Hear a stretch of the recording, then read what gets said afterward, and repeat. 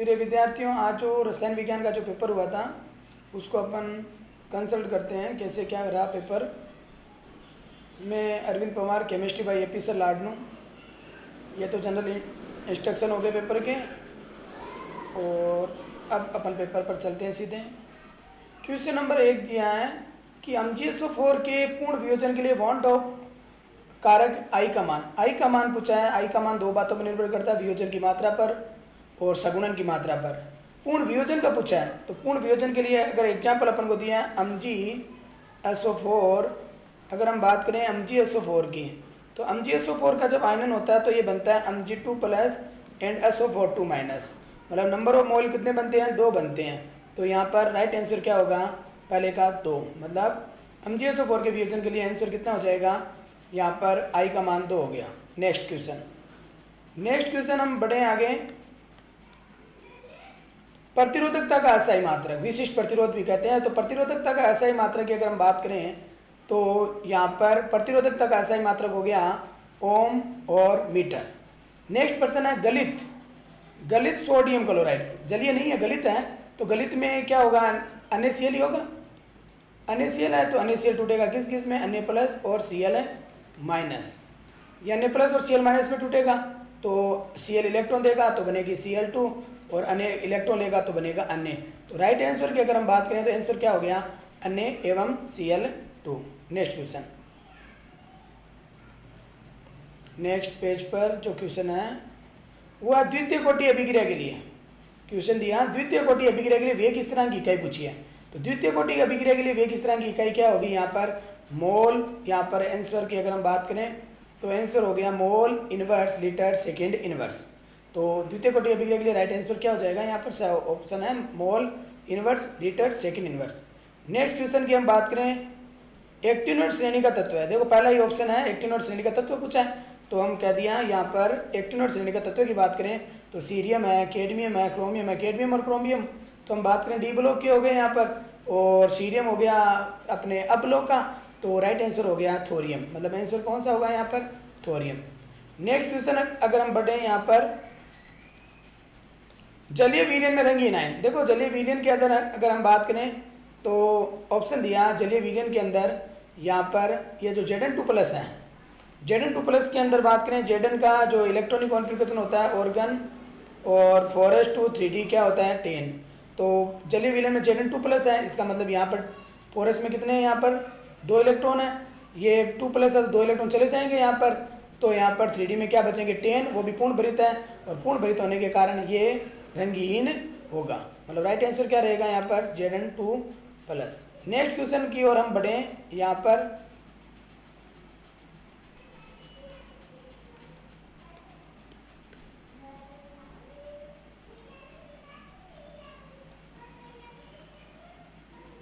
Next question है homoleptic संकुल का उदाहरण।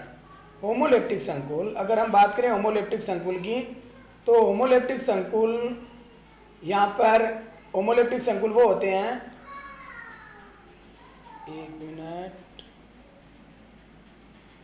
होमोलेप्टिक संकुल हो जाएंगे यहाँ पर जिनमें एक ही प्रकार के डोनर एटम हो, डोनर ग्रुप हो। तो द ऑप्शन सही है, क्योंकि बाकी सभी हेटेरोलेप्टिक है, क्योंकि यहाँ पर एक NH3 लिखा है, एक Cl है, यहाँ देखो अलग अलग हेटेरोलेप्टिक है। तो यहाँ 6 के 6 अमोनिया है, 6 के 6 एमीन हो गए। तो एमीन हो गए, तो यहाँ पर हम बात करें तो होमोलेप्टिक के लिए डी ऑप्शन राइट रहेगा। इसके बाद नेक्स्ट पूछा उपसहसंयोजन संख्या। उपसहसंयोजन संख्या की अगर हम बात करें यहाँ पर डी ब्लॉक तत्व में उपसहसंयोजन संख्या, तो यहाँ हम बात करें NH3 6 है, ये लिख दिया NH3 है, 3 मोल तो NH3 है, 3 मोल क्या है यहाँ पर H2 है। और रही बात NH3 और H2 दोनों क्या होते हैं? एक दंतुक लिगेंड होते हैं यहाँ पर। तो 3 तो NH3 हो गए, 3 H2 हो गए, तो 3 और 3 कितने हो गए? 6। मतलब 6 क्रोमियम धातु की उपसहसंयोजन संख्या होगी, क्योंकि 3 तो एक दंतुक NH3, 3 ही एक दंतुक H2, तो 3 और 3 क्या हो गए यहाँ पर? 6। नेक्स्ट है थायोनिल क्लोराइड, जो डार्जिन अभिक्रिया में काम आता है एल्कोहल से एल्किल क्लोराइड बनाने में। पहला ऑप्शन है यहाँ पर करेक्ट है SOCl2, राइट आंसर होगा SOCl2। नेक्स्ट क्वेश्चन है बेंजिल क्लोराइड। बेंजिल क्लोराइड की अगर हम बात करें यहाँ पर थोड़ा सा स्ट्रक्चर में रहती है दिक्कत। तो बेंजिल क्लोराइड, ये यहाँ पर अपन ने बेंजिल बना दिया और ये यहाँ पर CH2 और Cl जोड़ दिया, तो ये संकरण होता है sp3, क्योंकि ये कार्बन यहाँ पर कौन सा संकरित है, सिंगल बॉन्ड एनवायरनमेंट है, तो sp3 संकरित होगा।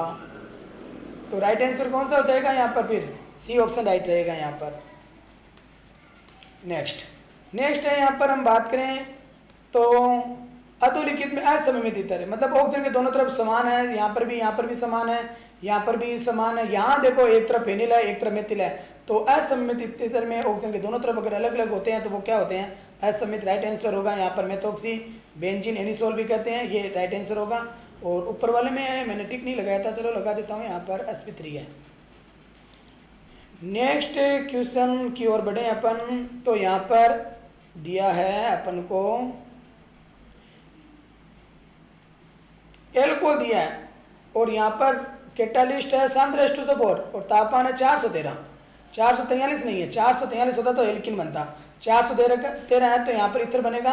आंसर हो जाएगा एथोक्सी एथेन, राइट आंसर है, क्योंकि यहाँ पर अल्फा कार्बन से OH और बीटा कार्बन से H निकलता है, निर्जलीकरण अभिक्रिया का एक उदाहरण है। नेक्स्ट क्वेश्चन नंबर 13 के अंदर बढ़ते हैं अपन। क्वेश्चन नंबर 13 के अंदर केनिजर एल्डिहाइड कौन सा है जो केनिजर रिएक्शन देता है। केनिजर रिएक्शन मतलब परबल क्षार की उपस्थिति में होते हैं, अल्फा कार्बन पर हाइड्रोजन नहीं होना चाहिए, तो पहले में अल्फा कार्बन पर हाइड्रोजन है, दूसरे में भी है, तीसरे में भी है, चौथा बेंजील्डिहाइड, मतलब ये राइट आंसर है, क्योंकि चौथे बेंजील्डिहाइड के अल्फा कार्बन पर हाइड्रोजन है नहीं होता। नेक्स्ट पढ़े अपन, नेक्स्ट है यहाँ पर दोनों प्रश्न साथ ले लेता हूँ। नेक्स्ट क्वेश्चन दिया यहाँ पर अधोलिखित में परबल अम्ल पूछा है। यहाँ पर परबल अम्ल कौन सा होगा, CH2 COO और H।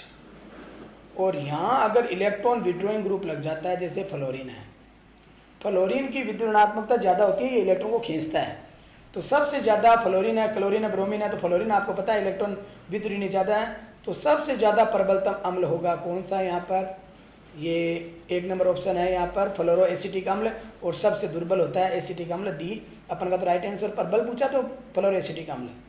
नेक्स्ट क्वेश्चन है यहाँ पर, अगर हम बात करें हिंसबर्ग अभिकर्मक, हिंसबर्ग अभिकर्मक जो एमिनो के प्राथमिक द्वितीयक एमिनो के विभेदीकरण में काम आता है, तो राइट आंसर होगा बेंजील सल्फोनिल क्लोराइड, C6H5SO2Cl होगा।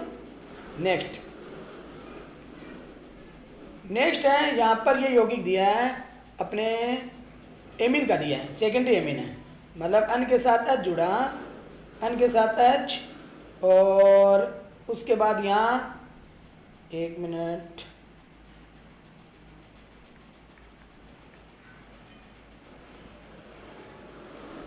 NH CH2 और CH3 और यहाँ पर NH3, तो N से यहाँ पर ये CH3 जुड़ा तो इसे बोलते हैं N मेथिल, N पर मेथिल जुड़ा और 2 कार्बन और NH2 को बोल देंगे एथेनेमीन, मतलब राइट आंसर क्या रहेगा, N मेथिल एथेनेमीन।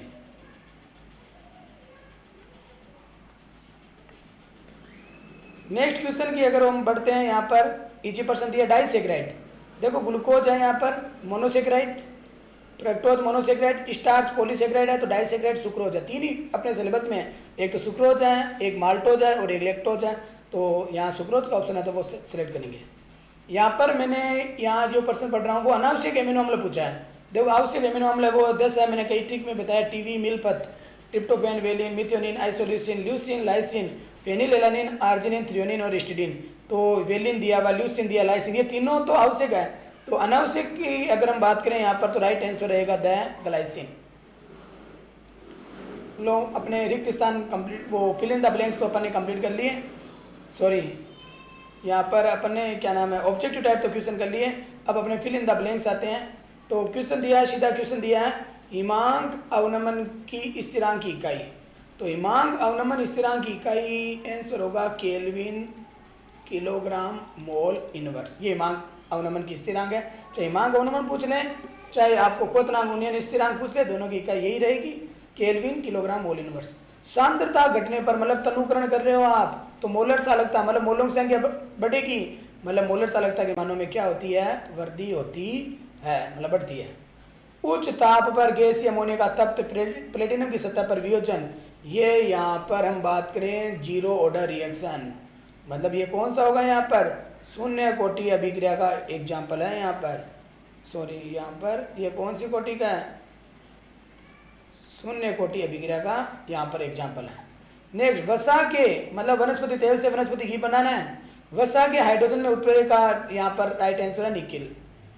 नेक्स्ट क्वेश्चन बढ़ते हैं। तो देखो यहाँ मेरे थोड़ा सा टच पैड से मैं कर रहा हूँ, रमेश जी व्यास जी सर की हेल्प से, तो मेरे पहली बार यूज कर रहा हूँ, तो मेरे थोड़े सा राइटिंग लिखावट में थोड़ी बहुत प्रॉब्लम रह रही है।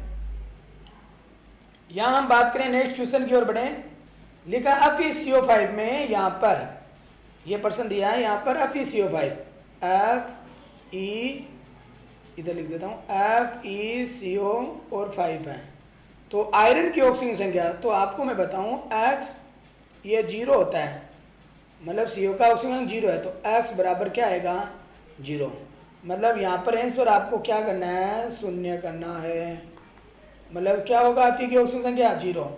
मेथेनॉल का क्वथनांक, बड़ा ही देखो औद्योगिक महत्व के एल्कोहल से ये प्रश्न उठाया है यहाँ पर, मेथेनॉल और एथेनॉल, तो यहाँ पर 337 या 337.8 केल्विन, 337 केल्विन है।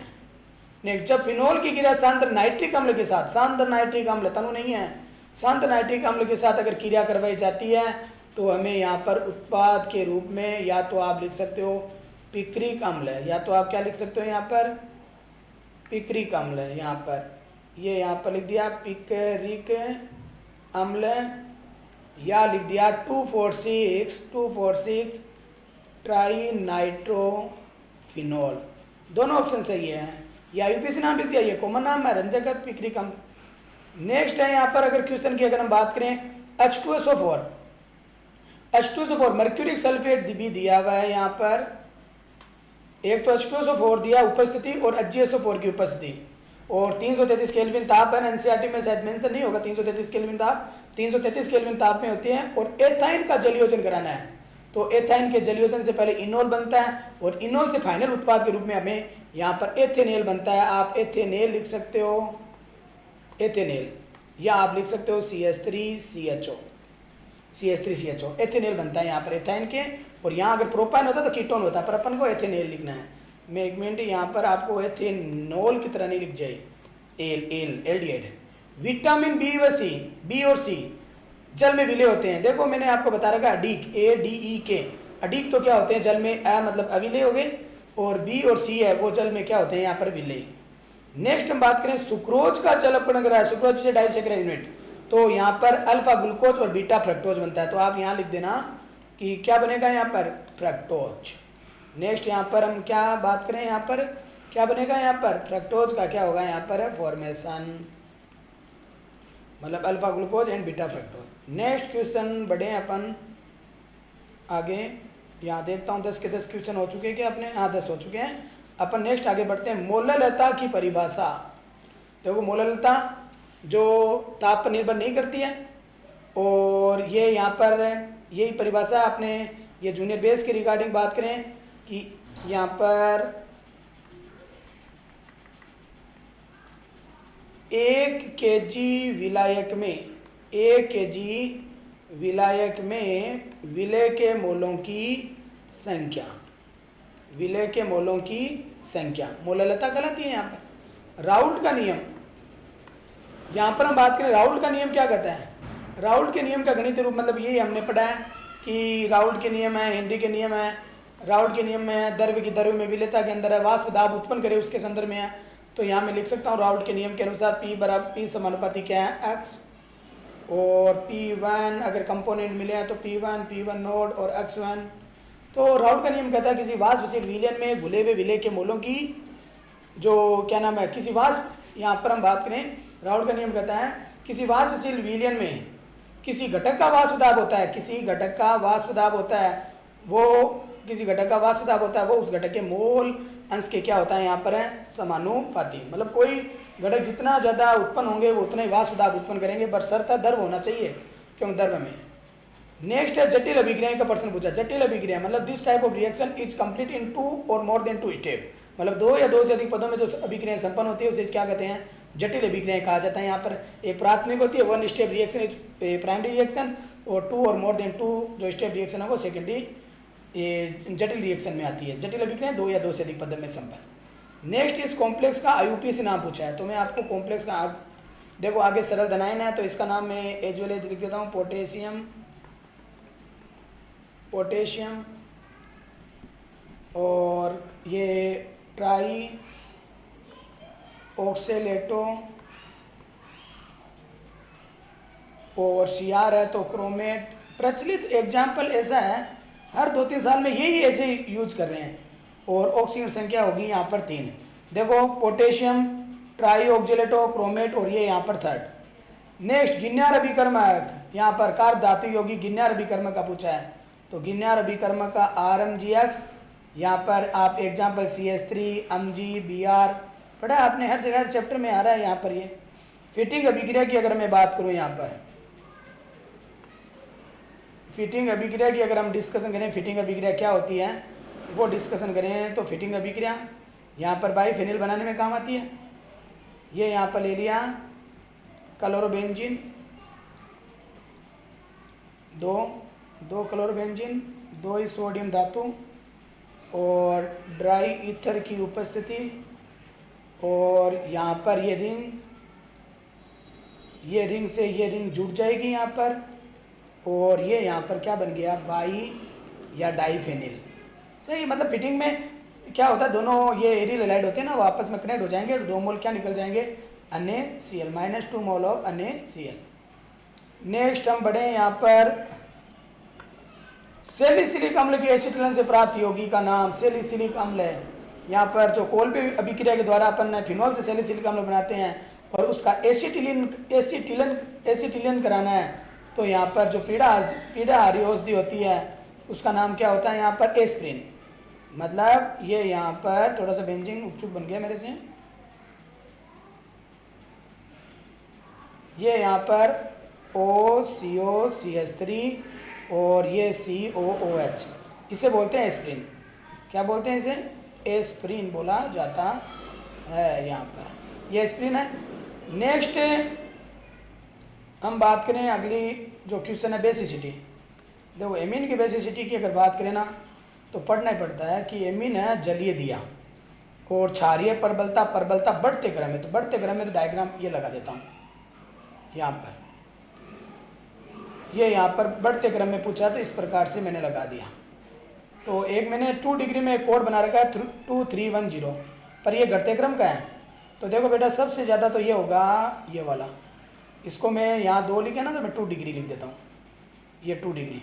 उसके बाद 3 डिग्री, उल्टा चल लेंगे यहाँ पर 2 3, उसके बाद 1 डिग्री, उसके बाद 1 डिग्री, और उसके बाद अमोनिया। इस प्रकार से मैंने ये 2 3 लिखा ना, तो आप 2 वाला तो ये हो गया और 3 वाला ये हो गया, 1 वाला ये हो गया, ये हो गया। यहाँ रेशेदार प्रोटीन के अगर हम उदाहरण की बात करें, देखो प्रश्न नेक्स्ट आ चुका है अपना कि यहाँ पर हम बात करें कि रेशेदार प्रोटीन का उदाहरण पूछा है। रेशेदार मतलब फाइबर्स प्रोटीन, तो इसके बेस्ट एग्जांपल 2 ही हैं यहाँ पर। एक तो केराटिन है, अपने सिलेबस में लिखा है वहाँ, और एक है यहाँ पर मायोसिन, केराटिन व मायोसिन। नेक्स्ट है डीएनए की द्विकुंडली संरचना। डीएनए की द्विकुंडली संरचना की अगर हम बात करें, यहाँ पर डबल हेलिक्स मॉडल जो वाटसन व क्रिक ने दिया था, डीएनए के डबल हेलिक्स मॉडल की अगर हम बात करें,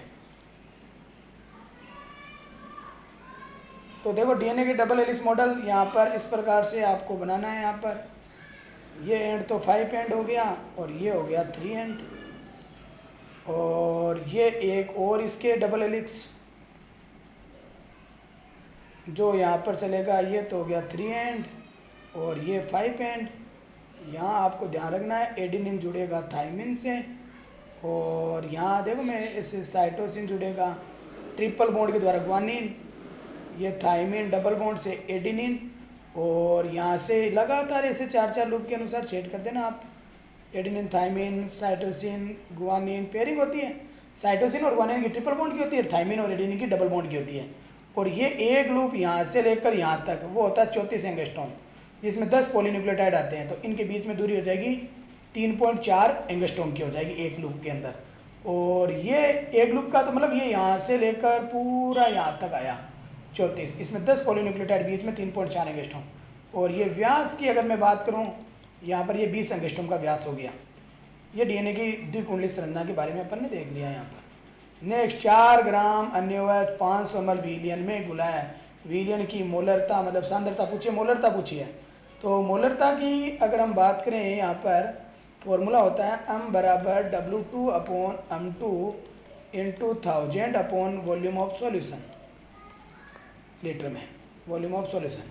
तो m बराबर 4 ग्राम लिखा है यहाँ पर, और अन्योज का मोलर मास होता है 40 ग्राम मोल इनवर्स इंटू विलियन का आयतन दिया है किसके अंदर, यहाँ पर ml में, तो ऊपर 1000 लगा दिया, और यहाँ 500 ml, अब लीटर बोला जाएगा यहाँ पर ये, तो ग्राम से ग्राम गया, ये 2 टाइम चला जाएगा यहाँ पर, और ये यहाँ पर 10 टाइम। तो m बराबर उत्तर हो जाएगा 0.2 mole litre inverse, right answer 0.2 mole inverse. Next question है, यहाँ पर सीधा क्वेश्चन डायग्राम पूछा है।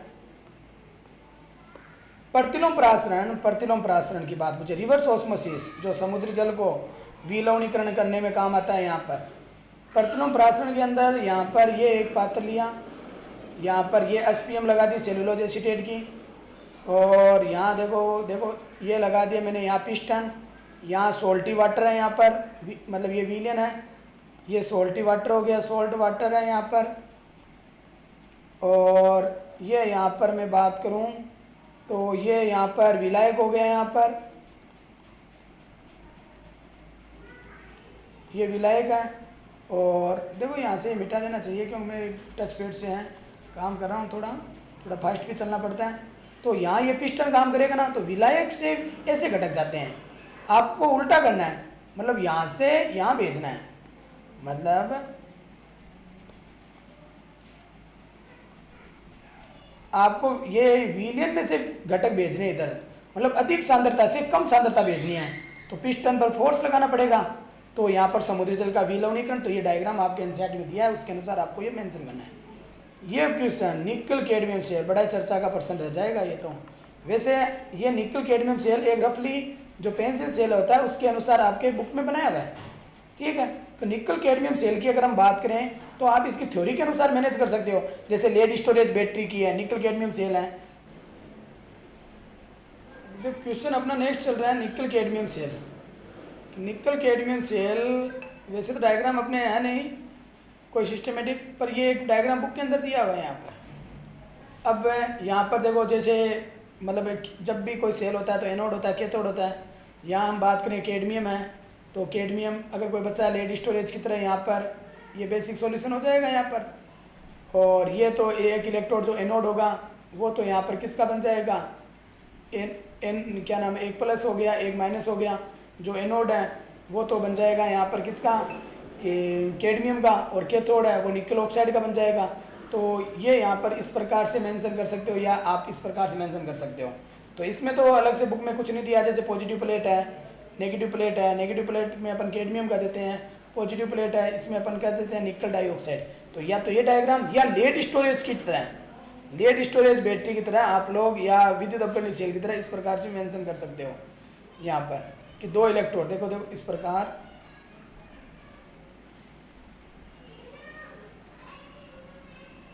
नेक्स्ट क्वेश्चन की ओर अपन बढ़ते हैं। यहाँ पर Fe2+ के लिए प्रचक्रण का मान, प्रचक्रण का मतलब क्या हो गया, चुंबकीय आघूर्ण निकालना है। चुंबकीय आघूर्ण का फॉर्मूला होता है म्यू बराबर √n+2, n होता है युग्मित इलेक्ट्रॉन संख्या। Fe की बात करें तो Fe का इलेक्ट्रॉनिक विन्यास हो गया ऑर्गन 4s2 3d6। Fe दिया +2 में, तो 4s से दोनों इलेक्ट्रॉन निकल जाएंगे। 3d में कितने इलेक्ट्रॉन है, 6, तो 6 इलेक्ट्रॉन है, 1 2 3 4 5 और 1 6। तो अयुग्मित इलेक्ट्रॉन कितने रहे, 1 2 3 और 1 4। तो म्यू बराबर √4 4+2, तो म्यू बराबर हो गया कितना 24, रूट का 24, 6 × 4 24, 4 × 2 4+2 6, 6 × 4 24। तो म्यू बराबर कितना हो जाएगा 4.9 बोर मैग्नेटॉन। राइट आंसर होगा म्यू बराबर 4.9। लेंथ नोड संकुचन, देखो लेंथ नोड अंकुचन दो ही बातों पर निर्भर है। एक तो होता है इनमें लेंथ नोड सीरीज में प्रभावी नाभिक के आवेश तो क्या होता है ज़्यादा, प्रभावी नाभिक के आवेश तो होता है ज़्यादा, और परिरक्षण प्रभाव है ना इनका इलेक्ट्रॉन पूर्व उपांत्य कोश में भरा जाता है, मतलब बाह्य में नहीं और आंतरिक नहीं, उससे भी पहले भरा जाता है n-2 अब में। तो परिरक्षण प्रभाव इनमें होता है दुर्बल, परिरक्षण प्रभाव दुर्बल, नाभिक के आवेश ज़्यादा, तो जो आकार में जो कमी आती है उसे हम क्या कहते हैं यहाँ पर लेंथेनोइड संकुचन। नेक्स्ट है ध्रुवण घूर्णकता की बात पूछी है, मतलब नाभिक स्नेह प्रतिस्थापन अभिक्रिया के त्रिविम रासायनिक पहलू की अगर हम बात करें। ध्रुवण घूर्णकता, देखो ध्रुवण घूर्णकता के लिए हम बात करें कि एल्किल हैलाइडों के लिए बात की गई है कि एल्किल हैलाइड होते हैं वो क्या होते हैं यहाँ पर प्रकाश से सक्रिय होते हैं या नहीं होते हैं। तो एल्किल हैलाइड के मिश्रण में हम समतल ध्रुवित प्रकाश गुजारें, तो एल्किल हैलाइड के सक्रिय घटक समतल ध्रुवित प्रकाश के घूर्णन में ये उनके समतल ध्रुवित प्रकाश के तल में अगर परिवर्तन कर देते हैं दक्षिणावर्ती या वामावर्ती, वह यौगिक क्या होते हैं ध्रुवण घूर्णक होते हैं। कायरलता, देखो कार्बन चतुर्संयोजी है और उस पर अगर चारों ही अलग अलग ग्रुप जुड़े रहेंगे, कार्बन चतुर्संयोजी हैं और उस पर चारों ही अलग अलग जुड़े हैं ए बी सी और डी, तो इसे बोलते हैं कीरेल कार्बन। और जिसमें कीरेल है, कीरेल का मतलब प्रकाशीय गुण है, जिसमें कीरेल कार्बन है वो प्रकाशीय गुण के लिए क्या होता है उत्तरदायी होता है, और वो ऐसा यौगिक क्या होगा कायरलता का गुण दर्शाए। कायरलता का मतलब asymmetric carbon atom having 4 different types of group and species is called chiral carbon atom, optically active होता है बेटा वो। नेक्स्ट आ चुके हैं हम क्वेश्चन क्रमांक 10 में। असन वन की क्रियाविधि पूछी है यहाँ पर। असन वन अगर हम बात करें बेटा 2 स्टेप रिएक्शन है, 2 स्टेप रिएक्शन। यहाँ पर मैं बात करूँ, ये मैंने ले लिया CH3 CH Br और CH2 CH3। यहाँ पर ये नाभिक से नहीं, जैसे मान लो OH माइनस आ रहा है तो ये यहाँ पर CH3 CH ये स्टार है, कीरेल कार्बन के लिए है, प्लस नहीं है ये, और यहाँ तो OH जुड़ जाएगा और ये CH2 CH3, मतलब ये नाभिक से नहीं आएगा, इसका प्रतिस्थापन कर देगा। देखो 2 स्टेप रिएक्शन है। स्टेप फर्स्ट है ना, उसमें ये कार्बन और उससे 3 ये ग्रुप जुड़े हैं, ये यही उदाहरण ले लेता हूँ H और ये CH2 ये CH3 और यहाँ क्या जुड़ा है Br। स्टेप फर्स्ट में ये होता है स्लो, जो रेट डिटरमाइन में काम आता है, और यहाँ से ये Br नेगेटिव निकल जाता है, मतलब -Br माइनस, ये C से CH3 और ये C2H5 लिख दिया, और ये H और ये कार्बोनाइन मध्यवर्ती बन गया। क्या बन गया कार्बोनाइन।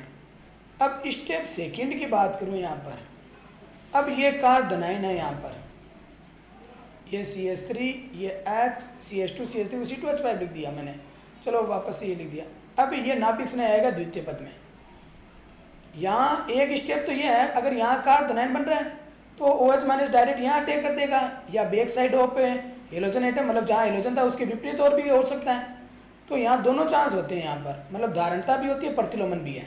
अगर बैक साइड अगर जुड़ा तो OH यहाँ हो गया, ये H ये CH3 ये H और ये C2H5, मतलब कहने की बात है यहाँ Br इधर है यहाँ OH इधर है तो प्रतिलोमन हो गया, मतलब ये मान लो D है, ये D समावेशी है तो ये L हो गया, और ये C ये CH3 H और ये C2H5 और ये OH, तो ये यहाँ पर क्या हो जाएगा इधर वाला ये हो गया धारणता, तो 50% DL 50% L है, तो रेसिमिक मिश्रण है। तो आपको पूछा तो यही है एकाणु नाभिक स्नेह क्रियाविधि। तो क्रियाविधि 2 स्टेप में होती है, फर्स्ट स्टेप में कार्बोकेटाइन, सेकंड स्टेप में नाभिक से नहीं आता है, और धारणता प्रतिलोमन दोनों स्थितियां उत्पन्न होती है। नेक्स्ट है आइसोप्रोपिल एल्कोहल का सूत्र, तो मतलब पर्सन बड़े में दिया है और पर्सन छोटा ही है। आइसोप्रोपिल एल्कोहल, आइसोप्रोपिल एल्कोहल, तो एक कार्बन पर 2 CH3 आइसोप्रोपिल एल्कोहल, नाम तो पूछा नहीं है। द्वितीयक ब्यूटिल एल्कोहल, ये CH3 CH ये OH और ये CH2 और ये CH3, ये द्वितीयक ब्यूटिल एल्कोहल है। यहाँ पर द्वितीयक मतलब जिस OH जिस कार्बन जुड़ा है, इधर भी कार्बन की चेन और इधर भी कार्बन की चेन, द्वितीयक मतलब इस कार्बन पर इधर भी रिश्ता है कार्बन का, इधर भी है, तो द्वितीयक। नेक्स्ट हम बात करें यहाँ पर फिनॉल की, रेजोनेटिंग स्ट्रक्चर ऑफ फिनॉल। देखो फिनॉल की अनुनादिसना कई बार पढ़ी है, एल्कोहल और फिनॉल की अम्लीय प्रवृत्ति में, या अपन ने पढ़ी है किसके अंदर, ये क्या नाम है फिनोल की अम्लीकरण करनी पड़ ली, एक फिनोल की इलेक्ट्रॉन से नहीं प्रतिस्थापन अभिक्रिया उसमें भी। और जूनियर में भी अपन ने ऑर्थोपेरा निर्देशी में फिनोल पढ़ा है। ये बेंजीन रिंग हो गई यहाँ पर।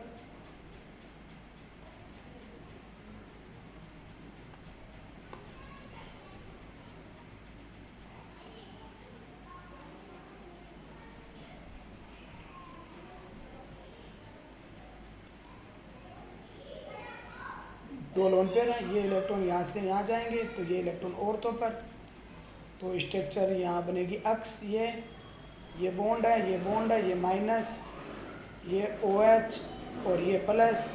फिर ये इलेक्ट्रॉन यहाँ से मतलब डीलोकलाइजेशन ऑफ पाई इलेक्ट्रॉन होगा। फिर यहाँ पर ये रिंग, फिर ये बॉन्ड यहाँ बन जाएगा, यहाँ बन जाएगा, ये माइनस, देन ये इलेक्ट्रॉन यहाँ से यहाँ, तो ये इलेक्ट्रॉन ऑर्थो पर जाएंगे।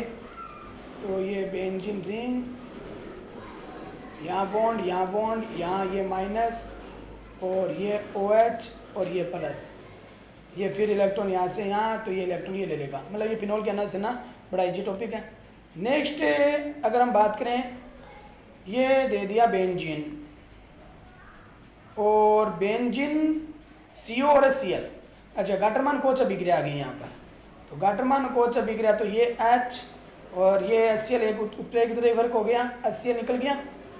और ये यहाँ पर फिर बचा हुआ क्या क्या है, यहाँ पर ये H गया, ये Cl गया, HCO मतलब बेंजोल्डिहाइड का फॉर्मेशन होता है, बेंजोल्डिहाइड। नेक्स्ट है यहाँ पर, ये ले लिया प्रोपेनॉन और ये ले लिया फेनिल हाइड्रोजन। तो और गर्म भी थोड़ा बहुत करते हैं इसके अंदर। तो पहले नाभिक से योगात्मक अभिक्रिया होगी और फिर विलोपन, मतलब क्या निकल जाएगा H2O, फाइनली क्या बन जाएगा CH3, C डबल बॉन्ड, यहाँ पर वापस CH3, फिर मैंने यहाँ लगा दिया N, देन NH, देन ये फेनिल है, मतलब ये यहाँ पर N और NH लगा है, ध्यान रखना भी। ये यहाँ पर क्या बना, मतलब फेनिल हाइड्रोजन बन गया ये। नेक्स्ट बढ़े आगे अपन इस पेज में, लो जी कंप्लीट है ये पेज भी। नेक्स्ट पेज, फेराडे का विद्युत अपघटन का जो नियम है, मतलब जब किसी विद्युत अपघटे विलयन में विद्युत धारा प्रवाहित की जाती है तो इलेक्ट्रोडों पर निक्षेपित जो पदार्थ विद्युत अपघटे की मात्रा है वो आरोपित विद्युत धारा की क्या होती है, समानुपाती, मतलब W प्रोपोर्शनल टू Q। और इसके साथ ही मैं वो भी कंसल्ट करा देता हूँ आपको, W समानुपाती Q हो गया यहाँ पर।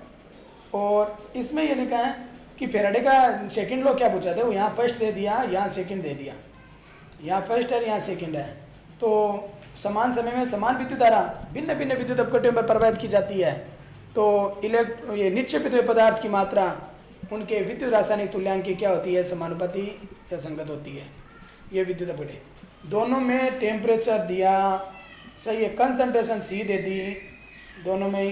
फिर यहाँ पर ये दे दिया लेमडा, ये विलयन की चालकता दे दी, विलयन की चालकता मतलब कप्पा दे दिया, ये भी यहाँ पर कप्पा दे दिया। और मोलर चालकता मतलब यहाँ इस क्वेश्चन में जो अथवा वाला बनाया है, वैसे ये जो क्वेश्चन है थोड़ा सा ब्लूप्रिंट में वेरिएशन आया है। ब्लूप्रिंट में वेरिएशन ऐसे आया कि इस जो चैप्टर को राजस्थान बोर्ड द्वारा जो जारी ब्लूप्रिंट था ना, उसके अंदर निबंधात्मक में लिया था और इसको यहाँ पर मतलब वेरी लॉन्ग आंसर टाइप में लिया था, पर इसको लॉन्ग आंसर टाइप में दे दिया। कोई ना, अपन पढ़ते हैं यहाँ पर।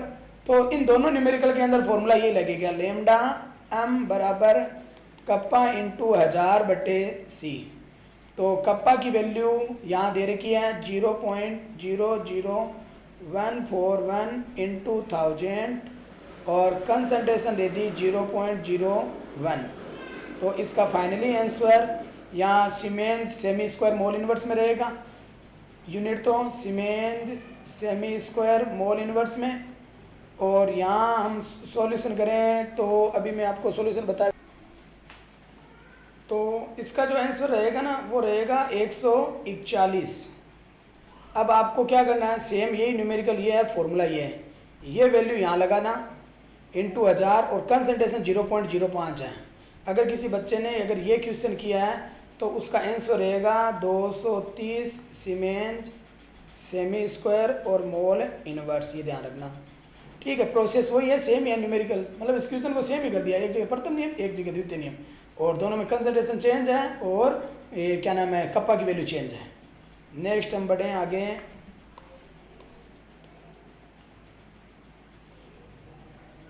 ये जो क्वेश्चन दिया है संयोजकता आपतन सिद्धांत में ज्यामिति पूछी है। एक तो देखो, एक तो ज्यामिति पूछी है यहाँ पर, इस संकुल की ज्यामिति, और एक चुंबकीय प्रकृति प्रदर्शित करेगा या नहीं करेगा। देखो मैं आपको बता दूं, अब पी अब 6 3 माइनस है तो यहाँ अब पी प्लस का 3 आएगा, निकाल लेना ऑक्सीजन संख्या। प्लस के 3 में इसका होता है 3d5, क्योंकि 4s के 2 इलेक्ट्रॉन निकल गए, 3d का 1 इलेक्ट्रॉन निकल गया। अब d में यहाँ पर है कितने,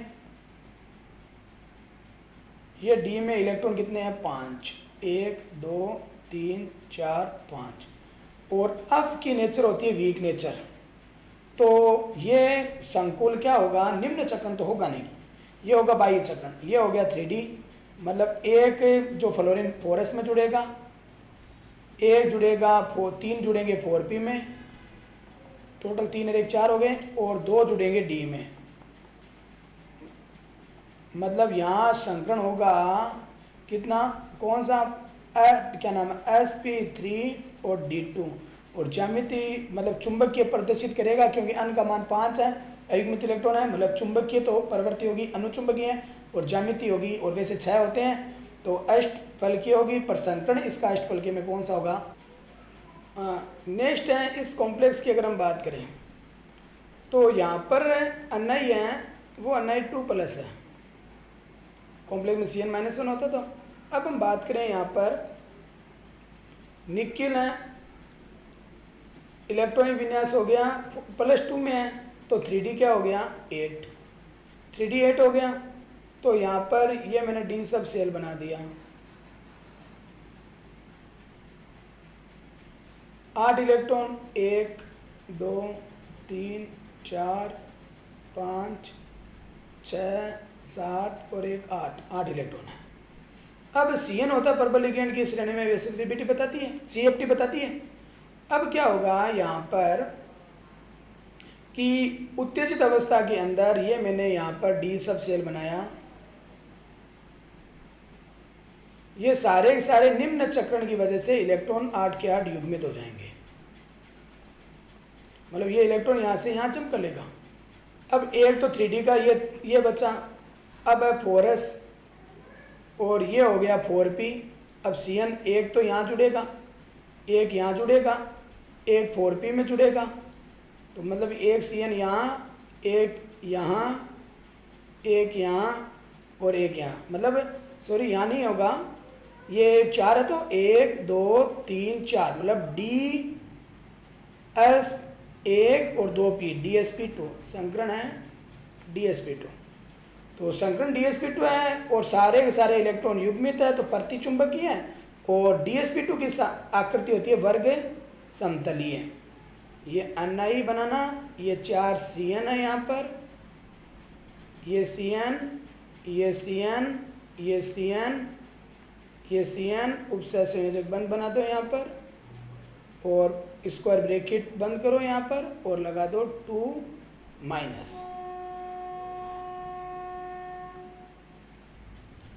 हाँ, नेक्स्ट है ऑर्गेनिक की जो क्वेश्चन है, एक पद में परिवर्तित करना है, बेंजीन डाईएजोनियम क्लोराइड से फिनोल बनाना। बेंजीन डाईएजोनियम क्लोराइड लिया यहाँ पर, ये बेंजीन डाईएजोनियम क्लोराइड N2+ और Cl-। अब इससे फिनोल बनाना है तो आप इसमें वाटर वेपर डालो, 288 283 288 केल्विन के लगभग। तो ये Cl है यहाँ से, और एक अच्छा बोलो 80 निकल जाएगा, और एक N2 निकल जाएगी, और रिंग के ऊपर क्या जुड़ जाएगा, ये यहाँ पर OH मतलब फिनोल। नेक्स्ट हम बात करें यहाँ पर, नेक्स्ट है एनिलीन से 2,4,6 ट्राइब्रोमो एनिलीन। एनिलीन सक्रियकारी समूह तो होता ही है, NH2 सक्रियकारी समूह है। अगर इसकी रिएक्शन आपने 3 मोल Br2 ले लिए तो ऑर्थो पर और पेरा पर जो भी H है ना वो निकल जाएंगे, 3 मोल लेंगे ना, 3 HBr निकल गए।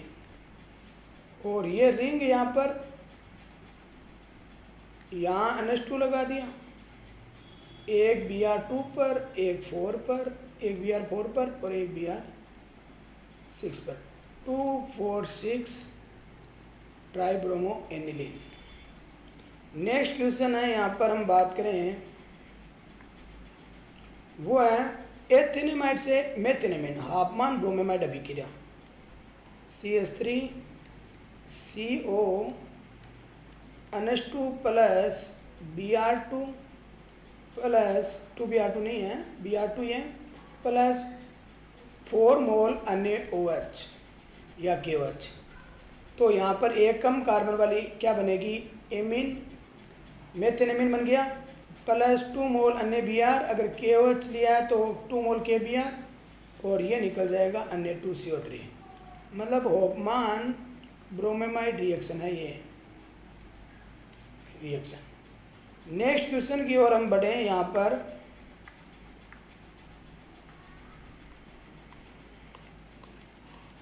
एक पद में पूछिए रिएक्शन।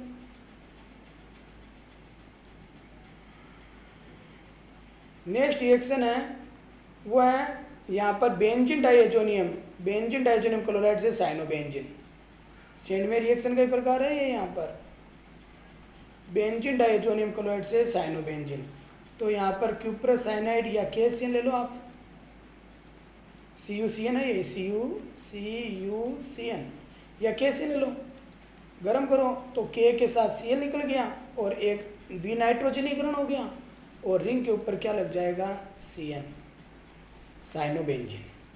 नेक्स्ट क्वेश्चन की ओर बढ़े हम। यहाँ पर एनिलीन से बेंजीन डाइएजोनियम क्लोराइड, तो ये यहाँ पर लिया बेंजीन और बेंजीन पर अगर NH2 बैठ जाए तो एनिलीन, और यहाँ रिएक्शन करानी है NO2 प्लस HCl 0 से 5 डिग्री सेल्सियस या 273 से 278 केल्विन।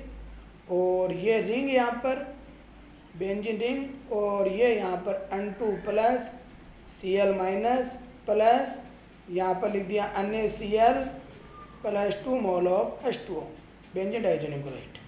नेक्स्ट क्वेश्चन की ओर बढ़े अपन। नाइट्रोमेथेन से मेथेनेमिन, ये CH3NO2 plus Ni plus H2, तो टोटल 6 H काम आएंगे और ये यहाँ पर आपका बन गया मेथेनेमिन और प्लस 2 मोल ऑफ क्या निकल जाएंगे, H2O। 4 H तो यहाँ और 2 H यहाँ। नाइट्रोमेथेन से मेथेनेमिन का निर्माण कर लिया अपन लोगों ने। नेक्स्ट पेज पर बढ़ता हूँ। यहाँ पर लो जी, निबंधात्मक क्वेश्चन आ चुके हैं अब अपने। तो अभिक्रिया की आणविकता परिभाषित की है। तो कोई रिएक्शन हो रही है सैद्धांतिक आणविकता, तो उसमें भाग ले रहे अभिक्रिया के अणुओं, परमाणुओं व आयनों की संख्या जो परस्पर एक साथ टक्कर करके अभिक्रिया संपन्न कराते हैं, तो आणविकता होती है, कभी शून्य नहीं होगी। जैसे मैं मान लो यहाँ पर H2 प्लस Cl2 से लिखकर 2HCl लिख दिया, तो एक अणु है H2 का, एक है Cl2 का, तो आणविकता कितनी होगी, 2। नेक्स्ट हम बात करें यहाँ पर शून्य कोटि अभिक्रिया का अर्धवायु व्यंजक। देखो शून्य कोटि अभिक्रिया का मैंने आपको बता रखा है, K बराबर होता है R0 माइनस R/T। ये तो शून्य कोटि का समाकलित वेग समीकरण का वेग व्यंजक है। अब आपसे पूछा है अर्धवायु काल, अर्धवायु काल पे तो R0 तो रख दिया, और अर्धवायु काल मतलब प्रारंभिक सांद्रता का था, मतलब R0/2 और T बेस 1/2। तो यहाँ पर K बराबर क्या लिख देंगे अपन, R0/2 और T बेस 1/2। तो फाइनल T बेस 1/2 बराबर ये लिख दिया R0, 2 तो नीचे आ गया 2K, ये अर्धवायु काल। नेक्स्ट हम बढ़े यहाँ पर, अगला जो क्वेश्चन क्या कर रहे हैं,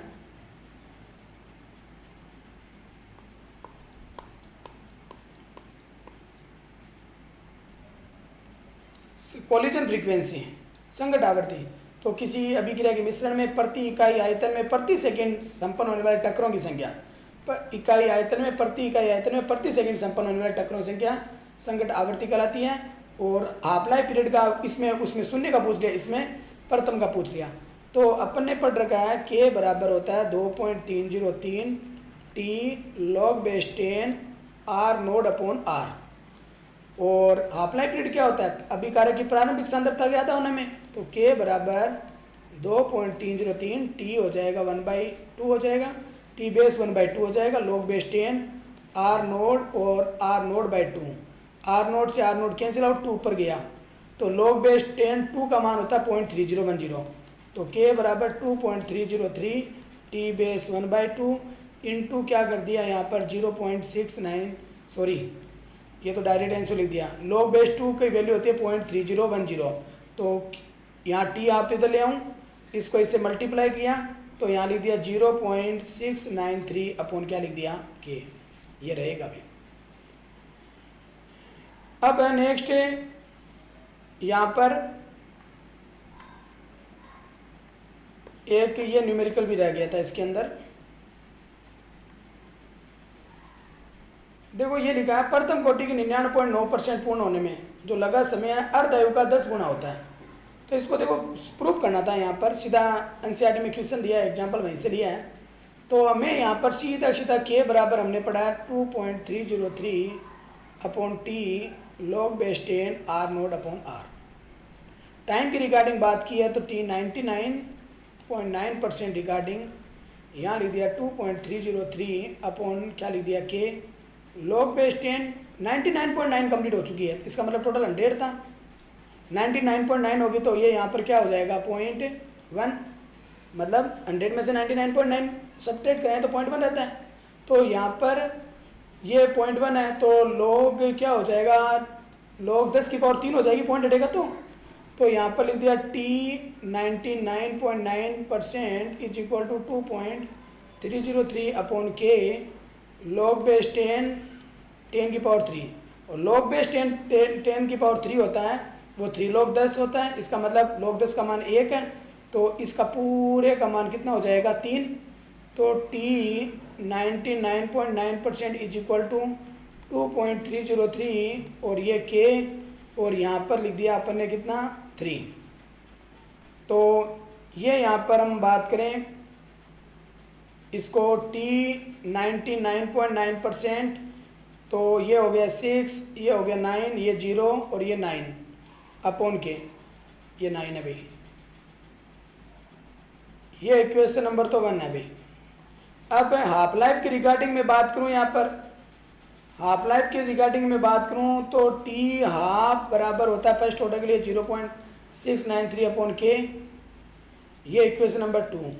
अब मैं इक्वेशन फर्स्ट को ना ये वाली को देखो, फर्स्ट को सेकंड से मैं डिवाइड करता हूँ तो यहाँ लिख दिया t 99.9% divide by T base 1/2 और ये लिख दिया 6.909 अपॉन के और ये डिवाइड में है तो के ऊपर और नीचे 0.693, के से के कैंसिल आउट, 0.69 है 6.9 है तो 9.9 मतलब 10 के अप्रोक्स, तो यहाँ लिख दिया t 99% इज इक्वल टू यहाँ 10, ये t हाफ इधर चला गया तो मैंने कहा कि 99% पूर्ण होने में 99 अभी ध्यान रखना, ये 99 चल रहा है, 99% पूर्ण होने में लगा जो समय है वो हाफ लाइफ पीरियड का 10 गुना, नीचे लाइन भी लिखना चाहिए कि 99% पूर्ण होने में लगा जो समय है वो अर्धायु काल का 10 गुना होता है। लो नेक्स्ट क्वेश्चन,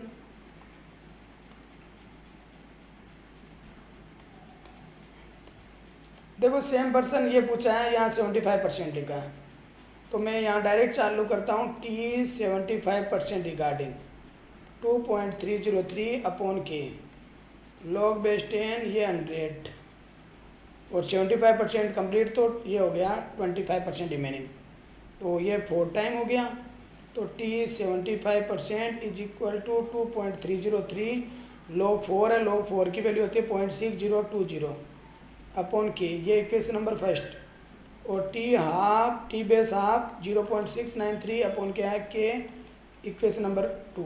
1 को 2 से डिवाइड किया, 1 डिवाइड थ्रू 2, 1 को 2 से अपन क्या करें डिवाइड करें यहाँ पर, तो t 75% अपॉन टी बेस 1/2, तो यहाँ पर हम बात करें कितना हो जाएगा 2.303 इंटू 0.6020 अपॉन के इंटू के और ये हो गया 0.693, तो 0.693।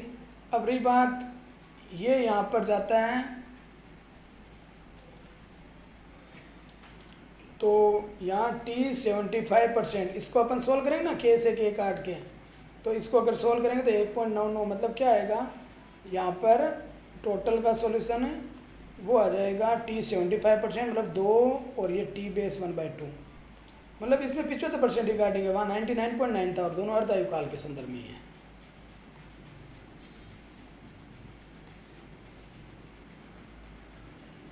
अब अगला क्वेश्चन है, यहाँ पर हम बात करें बेकेलाइट के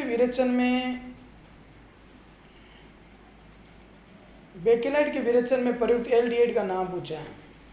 तो मैं यहाँ पर लिख दूँ फॉर्मेल्डिहाइड लिख दो, आईयूपीएसी लिखो तो मेथिनेल लिख देना। ग्लूटेरिक एसिड का आईयूपीएसी नाम है पेंटेन डाइओइक अम्ल, यह तो आता ही है रे यहाँ पर डाइओइक में। रोजेनमुंड अपचयन अभिक्रिया लिखो, यहाँ लिख दिया अम्ल हैलाइड है जैसे RCOCl, और ये यहाँ पर PDBaSO4 2 हाइड्रोजन 1 हाइड्रोजन इस Cl को लेकर रिमूवल हो जाएगा in the form of HCl, और एक यहाँ पर ये जुड़ जाएगा। मतलब रोजेनमुंड है ना केवल एल्डिहाइड बनाने में काम आती है, मेथिनेल तो बनता नहीं है, और यहाँ पर अम्ल हैलाइड से क्या बनेगा, एल्डिहाइड बनेगा। तो ये नेक्स्ट क्वेश्चन अगर हम बढ़े यहाँ पर आगे की ओर, खाद्य उद्योगों में सिरका ही दे दिया ना, हिंट दे दिया, तो सिरके का तो सीधा सीधा लिख दो एथेनोइक अम्ल या एसिटिक अम्ल। एडिपिक अम्ल जो नाइलॉन 6 में काम आता है 6 कार्बन वाला, तो हेक्सेन डाइओइक अम्ल। हेल-वोलार्ड जिलेंस की अभिक्रिया, तो हेल-वोलार्ड जिलेंस की अभिक्रिया यहाँ हम बात करें, ये CH3COOH हेलोजन के साथ रिएक्शन, वो भी किसकी उपस्थिति में, लाल फॉस्फोरस। तो अल्फा कार्बन पर जितने भी H है यहाँ पर, अल्फा कार्बन पर जितने, तो रेड फॉस्फोरस की उपस्थिति में जो अल्फा कार्बन पर H है ना वो हट जाएंगे और यहाँ Cl लग जाएगा, तो 3H 3Cl, बोलो क्या निकल गए, 3 मोल HCl। तो यहाँ पर CCl3COOH मतलब ट्राइक्लोरो एथेनोइक अम्ल बनेगा। और अगर आप ये भी दे सकते हो CH3CH2COOH प्लस किताब के अनुसार Br2 और ये रेड फॉस्फोरस, तो अल्फा कार्बन पर Br2 है, ये 2 Br2 ले लिए, तो 2H 2 Br क्या निकल जाएंगे, 2 HBr, और ये बन गया CH3C, दोनों यहाँ पर Br जुड़ जाएंगे और COOH मतलब 2,2 डाइब्रोमो एथेनोइक अम्ल। ये टोटल मैंने पेपर आपको सोल्व करवाए हैं। पेपर का स्तर है एकदम लूज भी नहीं है, एकदम कोई हार्ड भी नहीं है, और लगभग 2 आवर्स के लगभग पेपर अच्छे से कंप्लीट हो जाए, क्योंकि मैंने तो यूट्यूब के अंदर अनुसार थोड़ा स्पीड से चला हूँ और टच पैड पहली बार यूज कर रहा हूँ, तो थोड़ी बहुत वेरिएशन है, राइटिंग की थोड़ी बहुत दिक्कत आ रही है। और रमेश जी सर, व्यास जी सर हैं, और मेरे बड़े भाई साहब आशीष जी हैं, और उनके सानिध्य में मैं ये काम कर रहा हूँ। थैंक यू सभी को।